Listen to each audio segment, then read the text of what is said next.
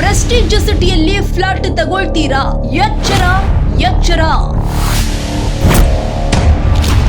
ಸರ್ಕಾರಕ್ಕೆ ಮಾತ್ರ ಅಲ್ಲ, ಗ್ರಾಹಕರಿಗೂ ಮೋಸ ಮೋಸ.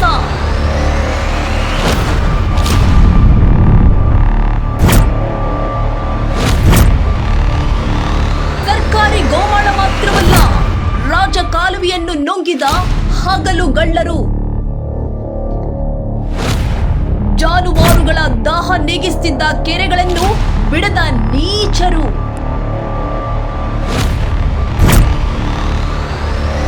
ಭೂಗಳ್ಳ ಪ್ರೆಸ್ಟೀಜ್ ಸಿಟಿ ವಿರುದ್ಧ ಅಂಬೇಡ್ಕರ್ ಸೇನೆ ಬೃಹತ್ ಸಮರ.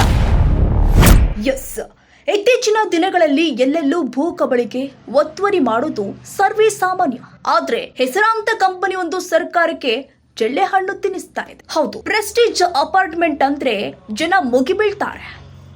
ಆದ್ರೆ ಅದೇ ಪ್ರೆಸ್ಟೀಜ್ ಅಪಾರ್ಟ್ಮೆಂಟ್ ನಂಬಿಕೊಂಡ ಜನ ದುಡ್ಡು ಇಲ್ದೆ ಜಾಗನೂ ಇಲ್ದೆ ಬೀದಿಗೆ ಬೀಳ್ತಾರೆ ಅಂದ್ರೆ ನೀವು ನಂಬ್ತೀರಾ? ಗೋಮಾಳ ಖರಾಬು ಜಾಗ, ಕೆರೆ ಮಾತ್ರವಲ್ಲದೆ ಅಲ್ಲೇ ಇದ್ದ ರಾಜಕಾಲುವೆಯನ್ನ ಸಂಪೂರ್ಣವಾಗಿ ಮುಚ್ಚಿ ದೊಡ್ಡದಾದ ಲಕ್ಸುರಿ ಅಪಾರ್ಟ್ಮೆಂಟ್ ಕಟ್ಟಿ ಗ್ರಾಹಕರಿಗೆ ಮಾತ್ರವಲ್ಲದೆ ಗೌರ್ಮೆಂಟ್ಗೂ ಕೂಡ ಮಣ್ಣೆರಚಿದೆ.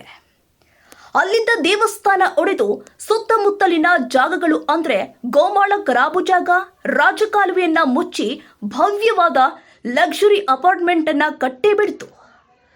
ಕಳೆದ 6 ತಿಂಗಳಿಂದ ಸ್ಥಳೀಯರು ಹಾಗೂ ಕೆಲ ಸಂಘಟನೆಗಳು ಪಿಡಿಒಗೆ ಮನವಿ ಮಾಡಿ ಪರಿಶೀಲಿಸಲು ಹೇಳ್ತಾರೆ. ಅದ್ಯಾಕೋ ಏನೋ ಗೊತ್ತಾಗ್ತಾ ಇಲ್ಲ.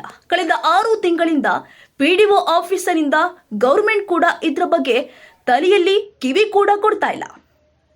ಇದರಲ್ಲಿ ನಡೀತಾ ಇರುವಂತಹ ಬದಲಾವಣೆ ನೋಡಿದ್ರೆ ಕೆಲ ಸರ್ಕಾರಿ ಅಧಿಕಾರಿಗಳ ಶಾಮೀಲತೆ ಎದ್ದು ಕಾಣುತ್ತೆ.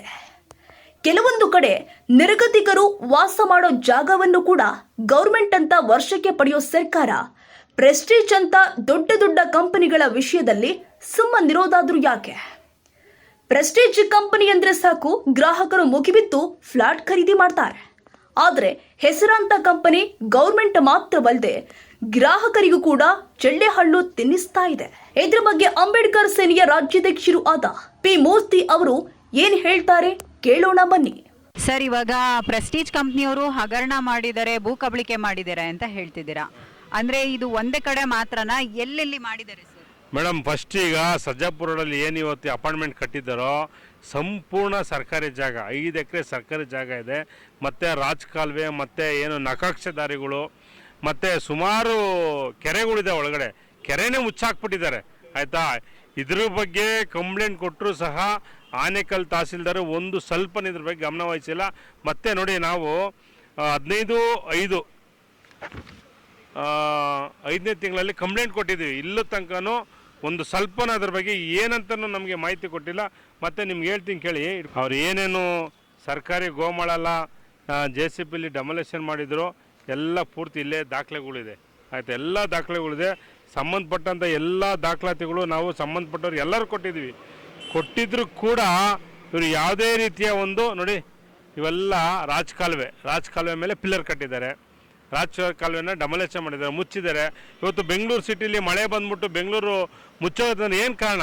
ಎಲ್ಲ ರಾಜಕಾಲುವೆಗಳನ್ನ ಇವತ್ತು ಎಲ್ಲರೂ ಸೇರ್ಕೊಂಡು ಇವತ್ತು ಈ ಥರ ಏನು ಕಬಳಿಕೆ, ಪ್ರೆಸ್ಟೀಜ್ ಗ್ರೂಪ್ ಅಂತವ್ರು ಕಬಳಿಕೆ ಮಾಡಿ ರಾಜಕಾಲುವೆ ಮುಚ್ಚಿದ ನೀರು ಇಲ್ಲಿಂದ ಹೋಗುತ್ತೆ.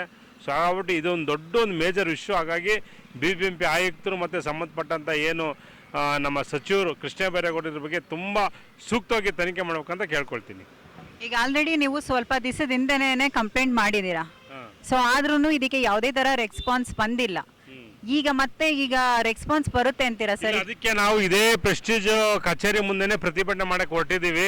ಇಲ್ಲೇನೆ ಪ್ರತಿಭಟನೆ ಮಾಡ್ತೀವಿ. ಇವರೇನು ಹಗರಣ ಮಾಡಿದ್ದಾರೆ ಇದನ್ನ ಬಯಲಿಗೆ ಎಳಿತೀವಿ. ಯಾಕಂದ್ರೆ ಇದೆಲ್ಲ ನಮ್ಮ ಒಂದು ಸರ್ಕಾರದ ಆಸ್ತಿಗಳನ್ನ ಇವರು ಮಜಾ ಮಾಡಿಕೊಂಡು ಇವತ್ತು ಎಲ್ಲೋ ದುಬೈ, ಬಾಂಬೆ, ಡೆಲ್ಲಿ, ಕಲ್ಕತ್ತಾ ಬೇರೆಯವ್ರಿಗೆಲ್ಲ ಇವತ್ತು ಒಂದೊಂದು ಪ್ಲಾಟ್ 6 ಕೋಟಿ 7 ಕೋಟಿ ಮಾರ್ಕೊಂಡು ಇವತ್ತು ಸಾಕಷ್ಟು ದುಡ್ಡು ಮಾಡ್ತಾ ಇದ್ದಾರೆ. ಯಾರು ದುಡ್ಡು ಅದು? ಯಾರ ಆಸ್ತಿ? ಸರ್ಕಾರ ಜಾಗನ ಕಬಳಿಸ್ಕೊಂಡು ಇವ್ರ ಅಪಾರ್ಟ್ಮೆಂಟ್ಗೆ ಏನು ಇವ್ರಿಗೆ ಅಧಿಕಾರ ಇದೆ? ಆ ನಿಟ್ಟಿನಲ್ಲಿ ಯಾವುದೇ ಕಾರಣಕ್ಕೂ ನಾವು ಬಿಡಲ್ಲ, ಇದನ್ನ ಮುಂದುವರಿಸ್ತೀವಿ. ನೋಡಿದ್ರಲ್ಲ ವೀಕ್ಷಕರೇ, ಲಕ್ಸುರಿಯಾಗಿ ಸಿಗುತ್ತೆ ಅಂತ ಎಲ್ಲಂತರಲ್ಲಿ ಫ್ಲಾಟ್ ಖರೀದಿ ಮಾಡಿದ್ರೆ ಹೀಗೆ ಆಗೋದು. ಕೊನೆಗೆ ದುಡ್ಡು ಇಲ್ಲದೆ ಜಾಗರೂಢ ಬೇಕಾಗುತ್ತೆ.